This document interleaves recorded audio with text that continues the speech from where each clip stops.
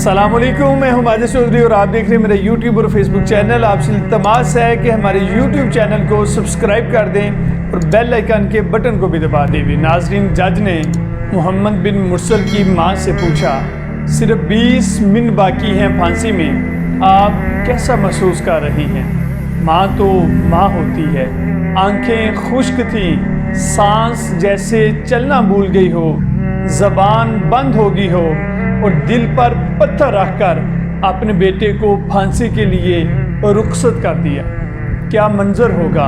اور محمد بن مرسل کو پھانسی دے دی گئی۔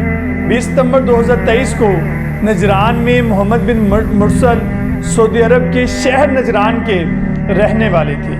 معمولی سی تلخی کے بعد ان کے ہاتھ سے ان کے کزن کا قتل ہوا، ان کو جیل ہو گئی۔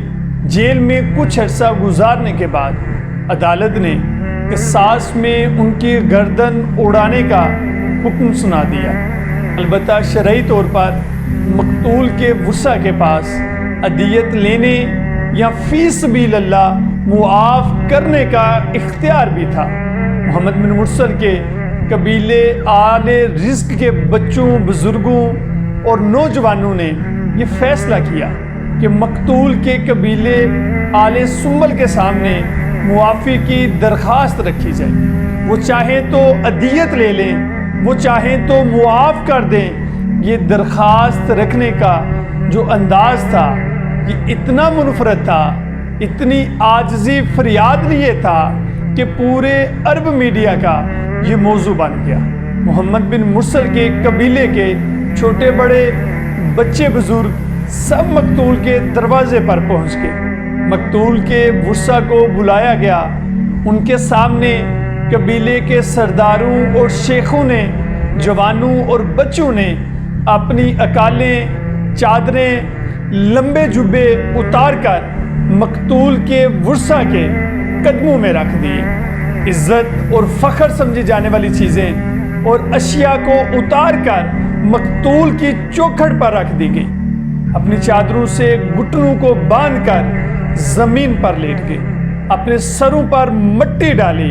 شاعروں نے معافی پر قصیدے لکھے۔ مقتول کے ننھے بچے نے یوں معافی کی صدا کی کہ جگر کٹ جائے، اور جتنی چاہے عدیت کی پیشکش کی۔ پورا سعودی عرب بول پڑا کہ معاف کیا جانا چاہیے۔